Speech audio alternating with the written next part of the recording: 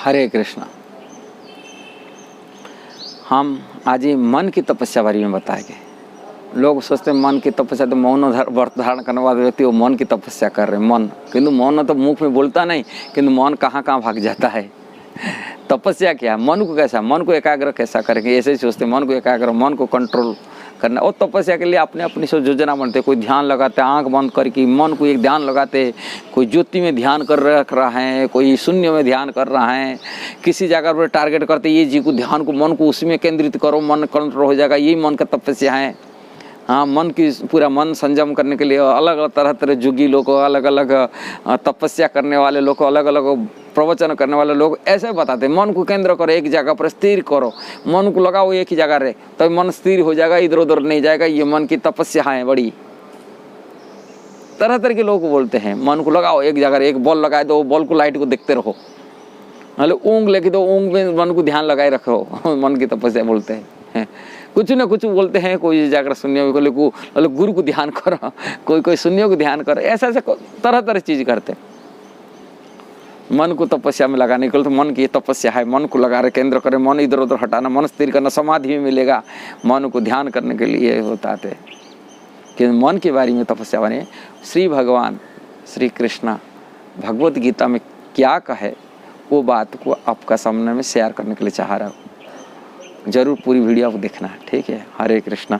क्या है? मन भगवान बोलते मन प्रसाद सौम्यतो मौन आत्म विनिग्रह भाव संस्कृतित्व तपम मानस उच्यते। भगवान ने मन प्रसाद, मन प्रसाद मन को संतुष्ट में रखना। मन बहुत असंतुष्ट होता है हर चीज़ में, खाने में असंतुष्ट होता है, धन संपत्ति में असंतुष्ट हो जाता है, मान सम्मान में असंतुष्ट हो जाता है। अब पत्नी पत्नी में तो असंतुष्ट स्वाभाविक हो जाता है, संसार में लड़ाई झगड़ा हो जाता है, असंतुष्ट एक दूसरे को नहीं मिलता है। किंतु ये चीज़ में संतुष्टि लेना, भगवान ने ये बात बताया है, जो संतुष्ट मन रहता है वो सुखी रह सकता है। जिसके मन संतुष्ट है वो सदा सुखी है। इसलिए संतुष्ट होना चाहिए हर चीज़ में। क्या है? हम भोजन जो मिल गया, हम भगवान को हमारा प्रारब्ध था, उसी से भोजन मिलना हुआ लिखा है। चाणक्य पंडित तो ये प्रारब्ध से मिलता है, इसे मान लेना ये प्रारब्ध से मिला है। हम वर्तमान में हम किए गए कर्म से नहीं मिलता। बहुत लोग बहुत कर्म करी खाने के लिए इकट्ठा करते हैं, किंतु वो खा नहीं पाते। भोजन जो मिलता है वो प्रारब्ध से मिलता है। धन संपत्ति भी, धन संपत्ति हम लोग प्रयास करने भी धन संपत्ति हो नहीं पाएगा, ये भी प्रारब्ध से मिलता है। पिछले जन्म में किए जैसा कर्म उसी हिसाब से धन संपत्ति मिलता है। हम चाहने से धन संपत्ति नहीं मिलता है। और कई अरबपति घर के लड़का भी गरीब हो जाता है, और कुछ कंगाल व्यक्ति भी अरबपति बन सकता है। इसी जीवन में होता है। इसलिए प्राप्त से धन संपत्ति मिलता है। इसमें संतुष्ट होना चाहिए, जो मिल जाए उसमें असंतुष्ट नहीं होना चाहिए। संतुष्टि सदा सुखी। और मान सम्मान, लोगों को मान सम्मान यदि नहीं मिलता वो भी असंतुष्ट प्रकार करते हैं, किंतु जो अमर प्रारब्ध है वही मिलेगा। इसलिए उसे संतुष्ट होना चाहिए। और शादी विवाह करने वाले जो पति पत्नी है वो भी संतुष्ट रहना चाहिए, एक दूसरा से असंतुष्ट नहीं होना चाहिए। तभी मन हमारा स्थिर होगा।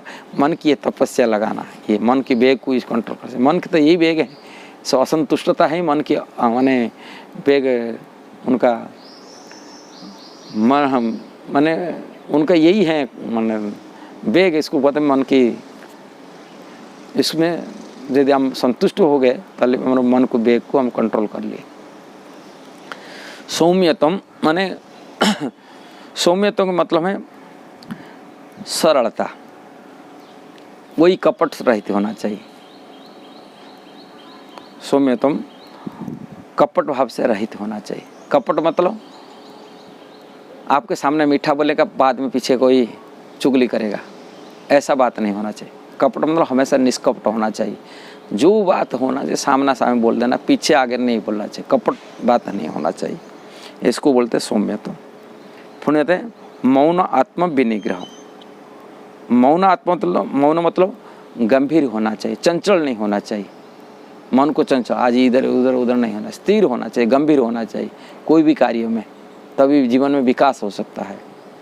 मौन मतलब मौनी व्रत नहीं करना, मौन मतलब गंभीर होना चाहिए, चंचल नहीं होना चाहिए, स्थिर रहना चाहिए, धैर्य रखना चाहिए। इसको मौन कहा जाता है। आत्म विनिग्रह मतलब इंद्रिय संयम। इंद्रिय आत्मा इंद्रियों प्रति संयम होना चाहिए। इंद्रिय बेकाबू नहीं होना चाहिए। देखने में, सुनने में, खाने में, जो भी हमको इंद्रिय भोग है ना, उसी में संयम वृत्ति रहना चाहिए। जो मिल जाता कुछ खा लेना, ऐसा नहीं होना चाहिए। जीवा की लालसा में जो कुछ होता देख लेना, ऐसा नहीं है, करना नहीं चाहिए। और जो कुछ मिल जाता सुन लेना, ऐसा नहीं होना चाहिए। हर चीज़ नहीं सुनना चाहिए, हर चीज़ नहीं देखना नहीं चाहिए, हर चीज़ खाना नहीं। इंद्रिय हर चीज़ सूंघना नहीं चाहिए। बहुत वहाँ अभी कह केमिकल बहुत आ रहा है, सेंट आ रहा है, नहीं देखना चाहिए। केमिकल के चक्कर में हम कैंसर बन जाएगा हमारे।